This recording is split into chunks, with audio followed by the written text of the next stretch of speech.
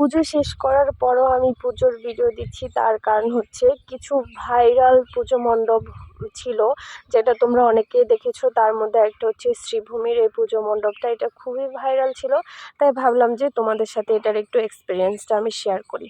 রাত 12টায় হচ্ছে আমরা শ্রীভূমির পূজাটা দেখতে বেরোই। আর শ্রীভূমির পূজাটা যেহেতু খুব ভাইরাল ছিল, এ কারণে প্রচণ্ড ভিড় ছিল।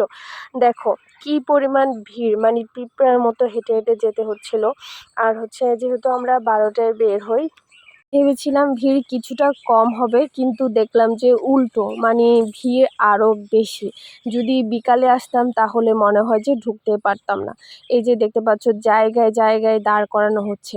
তো কেমন হয় সেটা আমি তোমাদেরকে পরে রিভিউ দিচ্ছি। কিন্তু বিশ্বাস করো, কলকাতার পুজো খুব সুন্দর, খুব সুন্দর। কিন্তু আমার এই যে হেঁটে হেঁটে দাঁড়িয়ে দাঁড়িয়ে প্রচণ্ড গরমে পূজা দেখাটা, এটা আমার কাছে একদমই সহ্য হচ্ছিল না, মানে ভালো লাগছিল না।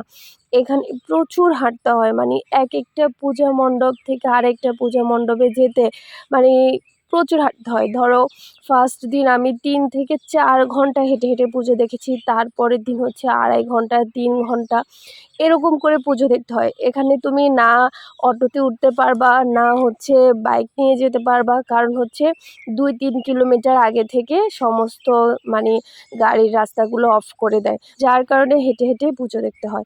এই যে দেখো, আমরা শ্রীভূমির একদম সামনে চলে আসলাম। মনে হয় 1 ঘন্টা এরকম করে দাঁড়িয়েছিলাম, এবং দেখতে পাচ্ছ কি পরিমাণ মানুষ ভিতরে। তুমি 1 ঘন্টা যে দাঁড়িয়েছিলা, 1 সেকেন্ড পূজা দেখতে পারবা কিনা সেটা তুমি এখনই দেখতে পারবা। দেখো মাত্র ঢুকছি আমরা, ঢুকার পরে যে মা দুর্গাকে একটু প্রণাম করব, সেই সুযোগ সময় তারা দিবে না।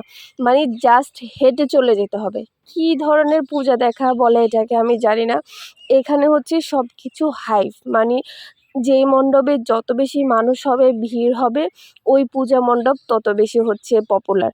কিন্তু এটাকে আমার একটুও ভালো লাগেনি। মানে এটাকে তো পূজা দেখা বলে না। একটু মায়ের সামনে দাঁড়াতে পারলাম না, প্রণাম করতে পারলাম না, কী আর করা বলো। যাই হোক, তারপরে চলে আসলাম।